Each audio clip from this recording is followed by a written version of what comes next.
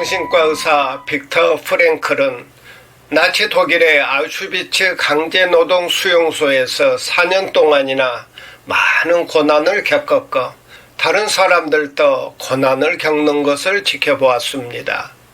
그러고 나서 죽음의 수용소에서라는 책을 썼습니다. 그 책에서 그는 이런 말을 하고 있습니다.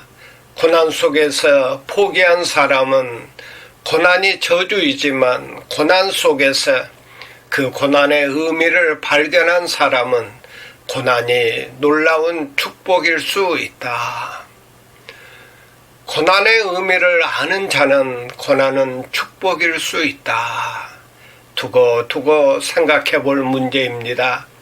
성경에는 고난당하는 자가 있다. 어떻게 해야 고난을 피할 수 있다. 그런 말이 없습니다. 오히려 우리 인생에는 고난이 실제로 존재한다는 것을 그대로 인정하고 있습니다. 성경은 3가지 종류의 고난이 있다고 말합니다. 첫째로 부당하게 당하는 고난입니다. 베드로전서 2장 19절입니다. 다 같이 읽겠습니다. 부당하게 고난을 받아도 하나님을 생각함으로 슬픔을 참으면 이는 아름다우나. 세상에는 부당하게 당하는 고난이 있습니다. 애매하게 당하는 고난이 있습니다. 나에겐 잘못이 없습니다. 내 실수도 아닙니다. 다른 사람의 실수로 인해서 내가 당합니다. 오래전에 한국에서 사업하시는 분들이 연쇄 부도가 나서 정말 어렵게 된 분들이 많은 것을 보았습니다. 애매하게 고난을 당합니다.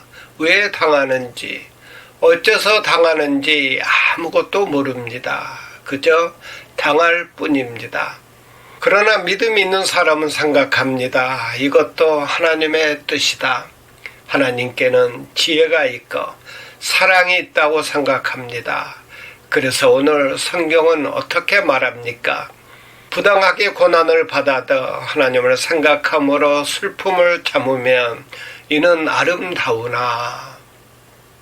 여기서 아름답다는 말은 헬라어 원문대로 하면 카리스, 은혜롭다는 말입니다. 그러므로 여러분, 누가 나를 괴롭힌다고 생각하지 마십시오. 왜 이런 일이 있느냐고 더 이상 묻지도 마십시오. 애매하게 당하는 고난도 하나님을 생각함으로 꾹 참으면 은혜가 됩니다. 둘째로 죄가 있어 당하는 고난이 있습니다. 20절입니다. 다 같이 읽겠습니다. 죄가 있어 매를 맞고 참으면 무슨 칭찬이 있으리요. 인생은 추수입니다. 가만히 그리고 깊이 생각해 보십시오. 심은 대로 거둡니다. 오늘 심고 내일 거둡니다. 부모가 심고 자식이 거둡니다. 이것을 잊지 말아야 합니다.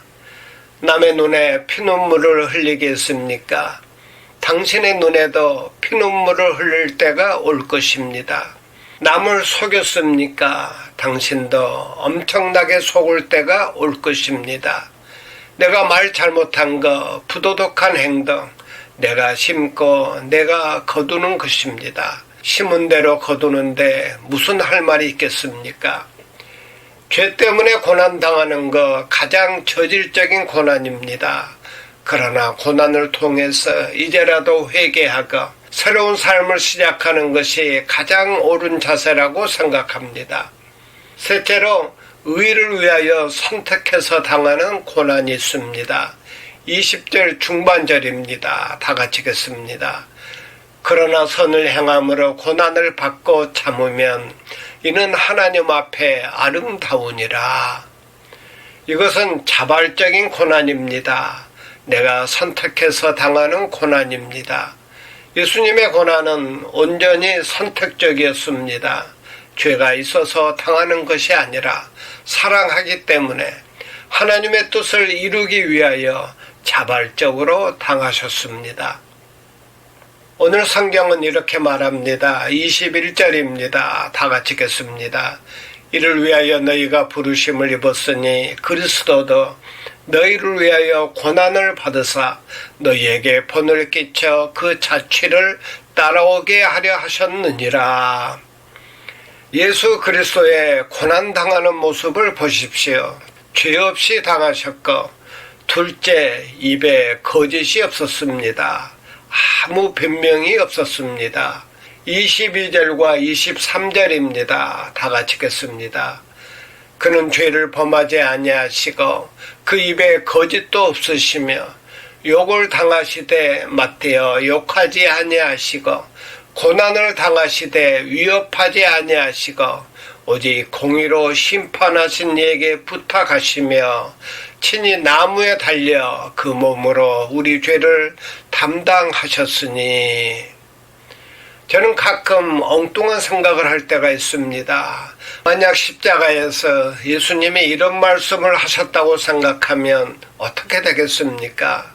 아이고 내 팔자야. 이렇게 말씀하셨다면 어떻게 되겠습니까? 또 하나는 어디 이놈들 두고 보자. 심판날에 모두 지옥으로 보내겠다. 그렇게 말씀하셨다면 어떻게 되겠습니까? 그 십자가의 의미는 망가지고 맙니다. 그러므로 그리스도인은 욕을 당해도 욕하지 않고 변명을 하지도 않고 위협하지도 않고 오직 공의로운 하나님께 다 맡기고 즐겁고 감사함으로 십자가를 지는 것입니다. 이것이 진정한 그리스도인의 모습입니다. 이것이 우리 그리스도인들이 가야 할 길입니다. 한 불행한 음악가가 있었습니다. 그는 9세 때 어머니가 돌아가시고 10세 때 아버지를 잃고 고아가 되었습니다. 배고픈 어린 시절을 보냈습니다. 가족을 부양하기 위하여 너무 힘이 겨워서 동생을 미워하기도 했습니다. 어린이 되어서도 불행은 계속됩니다. 결혼한 지 13년 만에 아내가 죽었습니다. 그리고 재혼을 했습니다. 그는 무려 20명의 자녀를 낳았는데 그 중에 10명이 10살 전에 죽었습니다. 얼마나 비참한 인생을 살았습니까? 그 남은 자식 가운데 하나는 정신박약아입니다. 이 음악가는 노후에도 비참한 삶을 살았습니다. 인생 말년에 시력을 잃었으며 뇌출혈로 인하여 반신불수가 되기도 했습니다. 그러나 일생을 통해서 역경을 뚫고 끊임없이 불후의 명작을 썼습니다. 명곡을 썼습니다. 그 작품마다 그 첫머리에는 그리스도의 이름으로라고 쓰고 작품마다 마무리에는 오직 하나님께 영광이라고 썼습니다. 이 사람이 바로 음악의 아버지 요한 세바스찬 바흐입니다. 바흐를 모르는 사람이 없습니다. 바흐의 곡을 듣지 않은 사람도 없습니다. 우리는 그 영광이 넘치는 바흐를 알지만 바흐가 한평생 이렇게 모진 고생을 했다는 것을 알기가 어렵습니다. 그는 고난 속에서 하나님의 음성을 들었습니다. 그 모진 고난 속에서 하나님의 영광을 보았습니다. 그래서 그의 음악은 감동적인 것입니다. 사랑하는 여러분, 그리스도인은 고난의 의미를 압니다.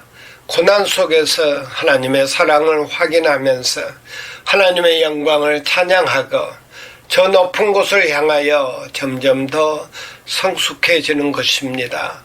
그러므로 우리가 당하는 아픔과 고난을 통해 주님의 음성을 들을 수 있기를 바랍니다. 그리스도인의 바른 자세를 통해 날마다 승리하는 복된 성도가 되시길 바랍니다. 아멘.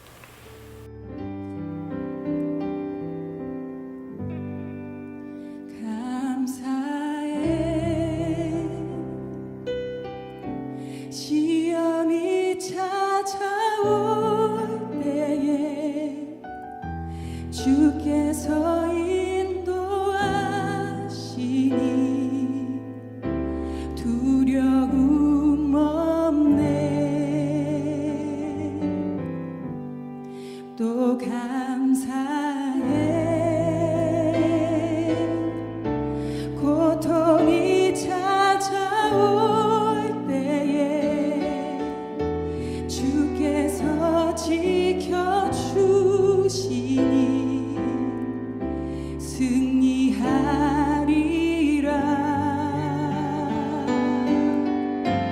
나의 모든 생활 속에서 주님이 함께 하시니 주님의 성령 나를 인도하시니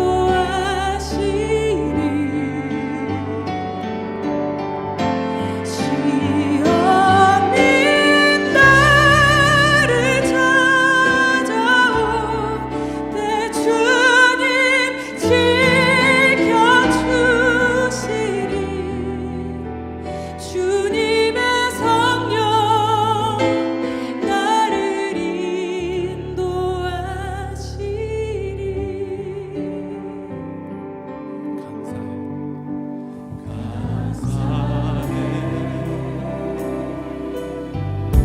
시험이 찾아올 때에 주께서 인도하시니 두려움 없네. 또 감사해. 고통이 찾아올 때에 주께서 지켜